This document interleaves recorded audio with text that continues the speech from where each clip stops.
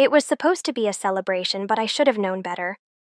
My mother's birthday had slowly transformed over the years into something closer to a talent show, where my nephew, the self-proclaimed golden child, stole the spotlight while the rest of us played the background.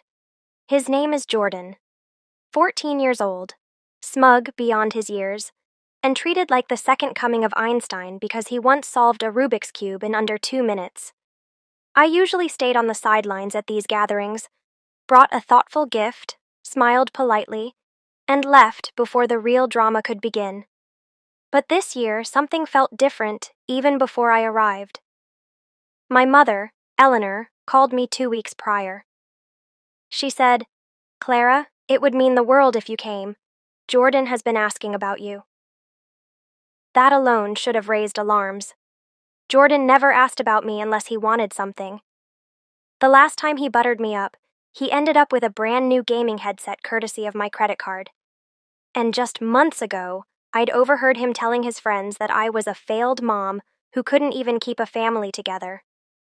He didn't know I heard, and when I told my brother Ethan, his father, Ethan just shrugged and said, "He's a teenager. They test boundaries." Boundaries or not, the words stung, but I kept them to myself. I thought maybe this time would be different, so I went anyway. The night of the party, Ethan's house was buzzing with noise. There were balloons taped to the walls, store-bought cakes sitting on the counter, and a mountain of gift bags with Jordan's name written in bold marker. Jordan had already opened half of them before my mom even blew out her candles. He strutted around bragging to his friends that Grandma was going to buy him a car the day he turned 16.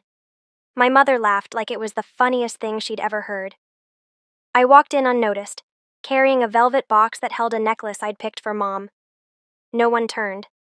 I had to clear my throat before anyone even looked at me, and when they finally did, the welcome felt more like an afterthought than genuine joy. My gift remained unopened all night.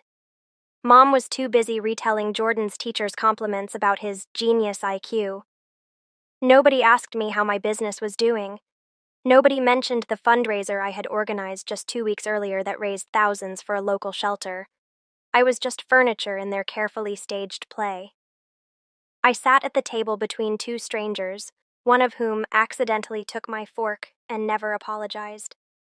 I didn't bother correcting her. I'd been letting things slide for years. But then came the moment that turned everything upside down. Jordan walked toward me with a cup of soda so full it was nearly spilling. He looked me dead in the eyes and shouted, "Grandma says you don't belong here," before dumping the entire drink into my lap. The cold liquid seeped through my dress, sticky and humiliating. The entire table roared with laughter. My mother shook her head with a smile and told her friend, "Jordan just speaks his mind." Ethan clapped like it was a comedy show. I sat frozen, napkin in hand, blotting at my soaked clothes while their laughter grew louder. I smiled faintly, said nothing, and in that silence, something inside me clicked. It wasn't sadness or even anger. It was clarity.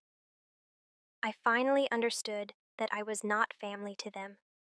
I was a placeholder, a target, a prop, and I was done. I stayed just long enough not to raise suspicion, then excused myself politely and drove home. That night, I opened my laptop and pulled up documents that had been gathering dust for over a year. Ethan had begged me to co-sign on a business loan when his auto shop was circling the drain. Mom guilt-tripped me into it, reminding me that family helps family. My name was on everything. Without me, there was no loan, no car, no shop. For years, I had let that power sit unused. But that night, drenched in soda and humiliation, I exercised it.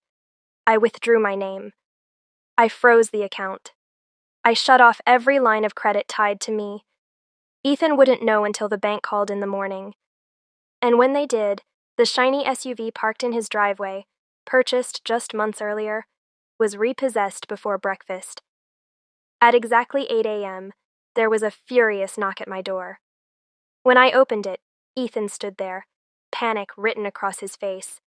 No hello, no apology, no mention of Jordan's cruelty the night before.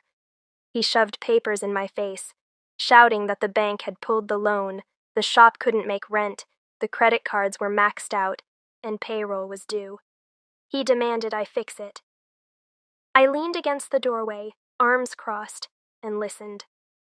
When he accused me of destroying the family over a joke, I shut the door in his face. The calls started instantly. First Ethan, then his wife, then Mom. Their messages ranged from guilt trips to insults. Jordan even sent me a TikTok of someone fake crying. By evening, my phone was buzzing nonstop.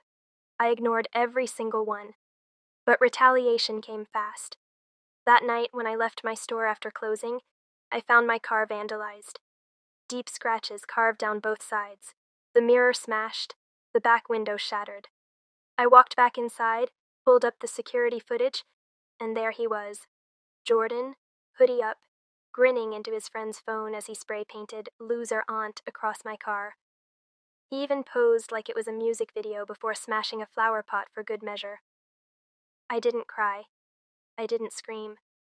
I called my Uncle Victor, a man who never played games when it came to family loyalty. He drove over, sat beside me as I replayed the footage, and said calmly, "Call the police. Don't argue." So I did.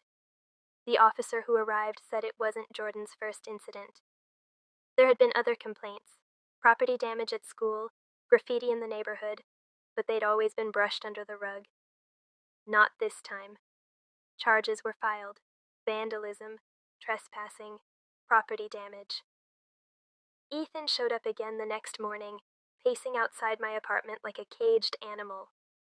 He shouted words like traitor and heartless, accusing me of tearing the family apart. Mom left me a voicemail saying, "You're letting money come between us. It was just childish behavior." She didn't get it. None of them did. It was never about the soda or the scratches. It was about years of being dismissed, mocked, and used until I stopped pretending. As the legal process turned forward, Ethan's world began collapsing. The shop couldn't pay rent. The boutique his wife had launched online, set up with accounts under my name to help her get started, was quietly shut down after I severed ties. I removed my information from their PayPal, Stripe, and tax IDs. Without me, they had nothing. Within a week, eviction notices were taped to their door, and their boutique was suspended. Ethan left me 17 voicemails in one day, his tone shifting from begging to threats to sobbing. Mom called again, too, this time saying, "You're destroying the family legacy." Funny, considering the so-called legacy had been built on my name and my resources. Then, just when I thought it couldn't get uglier, Ethan staged another stunt. I came home to find my store window smashed with a rock wrapped in a note that read, "You'll regret this." But security cameras caught him and his wife outside. Later, a former employee of his came forward with proof that Ethan himself had staged earlier acts of vandalism just to blame me. Another woman from his wife's boutique sent screenshots of fake invoices with my name forged on them to scam suppliers. With every new revelation, my lawyer built a stronger case. What started as a vandalism charge spiraled into fraud, identity misuse, and harassment. Court day came, and the evidence spoke louder than I ever could. The video of Jordan vandalizing my car, the forged invoices, the live stream Ethan had posted late one night calling me unstable, while my own mother stood silently behind him. Witnesses lined up, former employees, vendors, even neighbors tired of their antics. The judge didn't mince words. Ethan and his wife were ordered to pay over $30,000 in damages. Jordan was sentenced to community service and counseling. Their reputation crumbled overnight. But instead of reflecting, they lashed out again. My mailbox was destroyed. Food was smeared on my front door. Anonymous notes were left calling me bitter and cold. I didn't react. I cleaned it up, filed another report, and kept going. My business was thriving, expanding even. Customers showed up in droves, some saying they admired how I stood my ground. Local press picked up the story after Ethan's disastrous live stream went viral. Headlines read, "Family feud turns legal, daughter fights back." For once, the narrative wasn't against me. Months passed, and life grew lighter. The buzzing tension I'd lived with for years finally faded. I hired new staff, launched a new product line, and even hosted community events in my store. One evening, after an event celebrating local women-owned businesses, my employee told me a woman had been standing outside staring in. I checked the camera feed. It was my mother. She didn't knock. She didn't come inside. She just stood there watching the lights, the laughter, the success she never believed I could achieve. And then she walked away. I didn't chase her. I didn't call. Because by then, it meant nothing. I don't miss them. Not Ethan, not Jordan, not his manipulative wife, not even the mother who defended everyone except me. I don't miss being ignored, dismissed, or used. I don't miss pretending humiliation was just a joke. What I have now is peace, respect, and independence. And every time a customer tags my store online or a new milestone is reached, I make sure word quietly makes its way back to the relatives who still gossip. Not to gloat, but to remind them that the one they thought was weakest stood tallest in the end. So here's what I've learned, and what I'll leave you with. Sometimes the quiet ones aren't weak. They're just waiting. Waiting for the right moment to reclaim what's theirs. And when they finally do, it's not revenge. It's survival. If you've ever been pushed aside, laughed at, or treated like you didn't belong, remember this story. You don't have to explode. You don't have to scream. You just have to choose the moment to stop playing their game.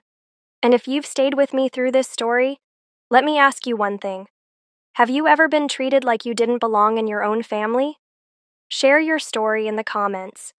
And if you want to hear more powerful stories like this, make sure you hit that subscribe button, drop a like, and turn on the notification bell so you never miss the next one. Because trust me, there's always more to tell.